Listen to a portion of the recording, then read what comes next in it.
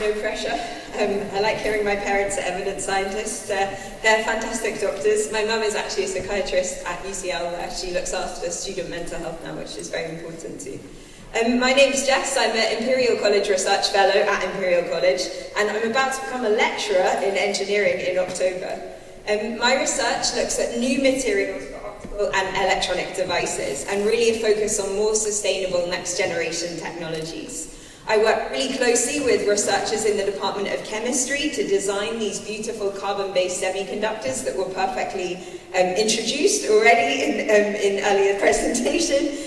These are molecular materials, so carbon-based molecules that have the electronic properties of things like silicon, they're semiconductors, but the processing properties of polymers. So we can dissolve them in solvents, we can make these printable semiconducting inks, and we can tune their chemical structure to control their optical and electronic properties. So change the colors of light that they absorb or emit. This is kind of crucial for OLED displays, so organic light-emitting diode displays. If you've got a Nintendo Switch or a Samsung Galaxy phone or an Apple iPhone, these are the types of materials that are in there. The molecules that I'm particularly interested in are chiral. Some of you may know what chirality is. People who are studying chemistry definitely should. But chiral objects exist as a pair of non-superimposable mirror images, like your left and your right hand. And we see chirality manifest across multiple different length scales in the naturally occurring and the human-made world. We see it in subatomic things like electrons, which can be spin up or spin down, or photons that can be left or right-handed, which is kind of mind-blowing. We see it in molecules, like the molecules that I work with, and also in the macroscopic world, so things like fusilli pasta, twists left or right-handed, or you have the twisted arms of spiral galaxies that spin clockwise or counterclockwise. By controlling the chirality of molecules, we're trying to control the spin of photons and electrons to make existing technologies more efficient and to realize new opportunities that we don't have at the moment. Actually, at Imperial, we're really excited about the power of quantum science and what that can do for a new generation of technologies. And particularly for me, how we can bring together physicists and chemists and material scientists and engineers to make things that were previously impossible possible. And I feel like you guys, this generation, are an incredible time for being able to do that.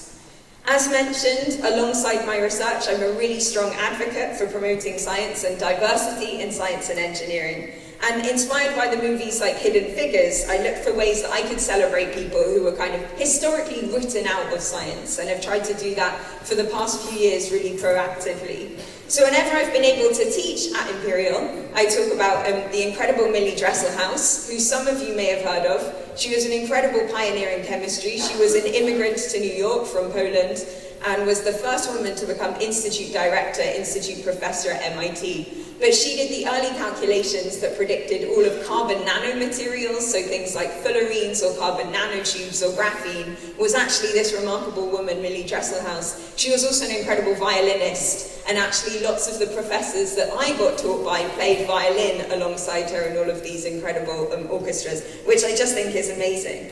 Or Gladys West, the African-American mathematician who did the early calculations that proved how non-spherical planet Earth was that enabled GPS technologies. Gladys is 92 now. She's one of the most awesome mathematicians on the planet. And I think her story is really powerful because she trained in maths and worked for the US government at a time when people who looked like her were nowhere near as welcome as they should have been and would be today.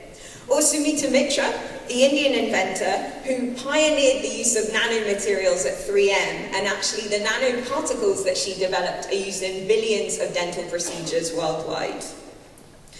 But I wanted to tell these stories in a bigger platform than the lecture theatres that I get to teach in, and that's why I turned to Wikipedia. It's actually a phenomenally important website. It's a democratized platform for knowledge sharing. It's looked at about 15 billion times a month by people all over the world, whether they're people in classrooms, the people who are teaching you, academics in universities, journalists, policymakers, everyone turns to Wikipedia for their information. But what's on Wikipedia really, really isn't perfect. And at time of me standing here talking to you, only 19% of the biographies on Wikipedia are about women. And when I heard that, in 2018, I got very angry, and when I get very angry, I have to act upon it. I can't just sit there and be angry. I'm like probably every young woman in this audience. So I started really proactively trying to change that. I actually started writing Wikipedia pages every single night of inspiring women and minority scientists and scientists from other historically excluded groups that the world didn't know enough about yet. And actually Gladys West and Sumita Mitra, they're some of them. I've actually written over 1,980, I'm nearly at 2,000, then I have to have another party in about 2 weeks' time. But it's been this incredible mechanism to talk to the whole world about how much more we need to do to champion women, both online and offline, and feel that very passionately. And I really truly believe that students want to hear these stories too. I got some money last summer from the Institute of Physics to really look at how we could reform physics undergrad curricula to weave these stories in, and we managed to sponsor 4 undergrads who worked incredibly over last summer finding the stories of hidden physicists and all of these incredible heroes that we've lost from the past, and thinking about ways we can bring in the contributions of different parts of the world to our understanding of optics and lots of physical processes. So that was an absolutely incredible thing to do. I'm always asked why I care so much about changing things, and I guess there are a lot of different reasons.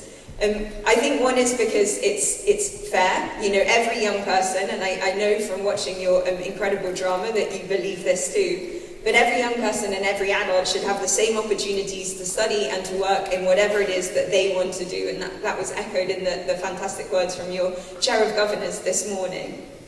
The other is because I genuinely believe that diverse teams of scientists and engineers do projects better. They problem solve better, they make breakthroughs faster, and they're better at communicating the findings that they've made with a diverse public that they're trying to serve. But also because I feel immensely privileged. I know I was incredibly lucky to have the support of my family and to my teachers to get the grades to get into a place like Imperial.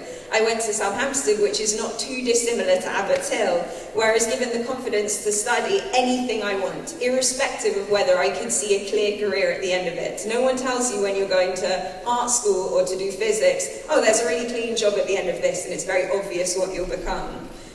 I know I'm incredibly lucky to be surrounded and supported by really passionate, proactive and curious people, and that really keeps you motivated and energized in all of this. And I feel really responsible with sharing that with the rest of the world. Science is genuinely the coolest job you could physically imagine. Just in the past 7 days, and I promise you I am not lying, I had lunch with a Nobel laureate in physics in Munich on Monday. Pretty cool.